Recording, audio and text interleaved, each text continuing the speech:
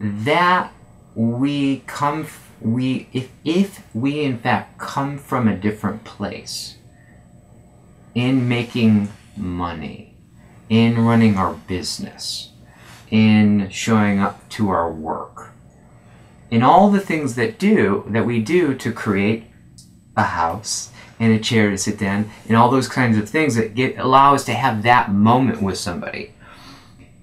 That if we're coming from a different place, contextually, in order to get all that stuff around so that we can have that moment, we are making a difference that may actually not be there. And there's a long history behind that difference and why it's there. But nonetheless, I think it has profound consequences on our lives.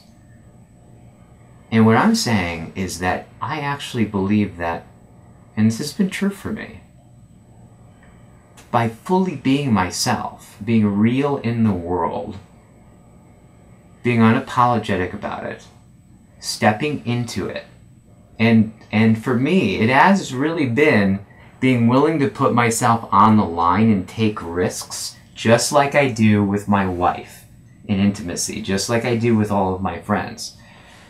That when I'm doing that fully with my whole being, that context is the same context that sits in that chair and looks at you in the eye. Those two things coming together is a self-referential loop that just opens and opens and opens and opens. But very few of us actually have that experience.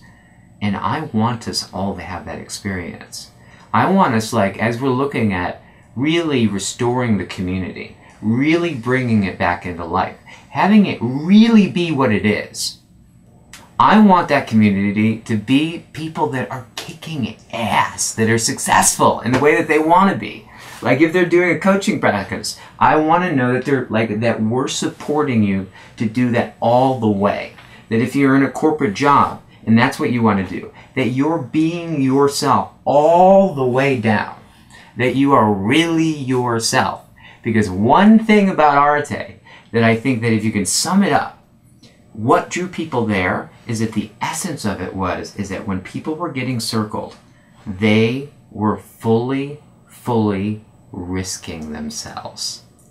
Everything was on the line for them in such a concentrated way that it allowed the deepest, most beautiful, most real aspects of what it is to be a human being to come out and to blossom.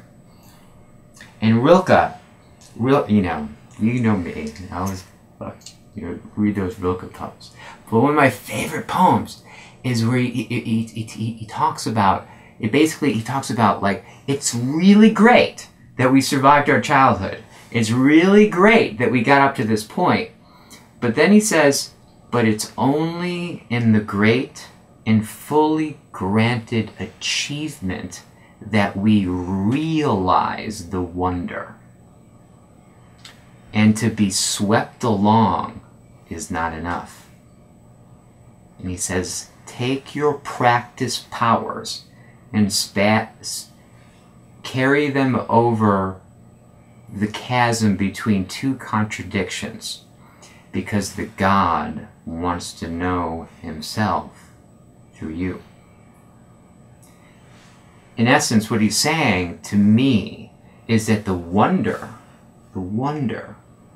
only becomes the wonderful is that when we can take that depth and blossom it into reality, and something that we can see, and something that we can point to, and something that we can actually look at, and that when we look at it, it may be a thing, but when we look at it, it becomes a living activity that I can feel, because it's a symbol of a blossom of the fruit of a deeply rooted tree that I am. And that we can do that anywhere with anything. That ultimately, who's that up to? Rilke challenges you. He says, yeah, it's cool. You can be swept along. And that's cool. But it's only in the great and granted achievement that we realize the wonder. And to me, you are all the wonder. And I want you to be wonderful. And so, my friend Mark, who I've been hanging out with for about a year, as we've been talking about this very issue, is going to come up after me. And he's going to start to talk about, most likely, if he's Mark, there's what he's going to think he's going to say, but then there's like all of these nuances that he just happens to notice that, you know, kind of end up like my eyeballs kind of stick out, and then my thoughts go, and all kinds of things start to happen after that. So we've been hanging out for the last year and being deeply related. And the outcome of that relationship is going to be something that we're doing together, that he's going to be going more deeply into. But he's really, he is, in my view, Mark, there's very few people that, well, actually, I don't know if I've ever quite met somebody who actually, like, writes the book. Right? I know a lot of people that read and really get the book and can synthesize it and gets it. But Mark is one of those people that actually, like, writes the Bible. He's the guy that comes up with the, like, literally that level of spark. It's just been, I mean, to be around that, to be in a relationship with that and have that be intimate with us has just been a gift to my soul.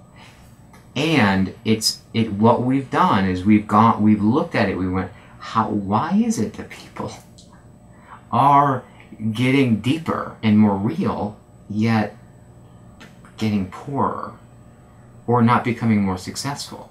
Why is that? That doesn't make sense on some level. But yet it does make sense if we start to look at historically. All of a sudden it starts to make a lot of sense. So I could go on and on about Mark, and I will, I promise you. But I love you all, and see you soon. Namaste.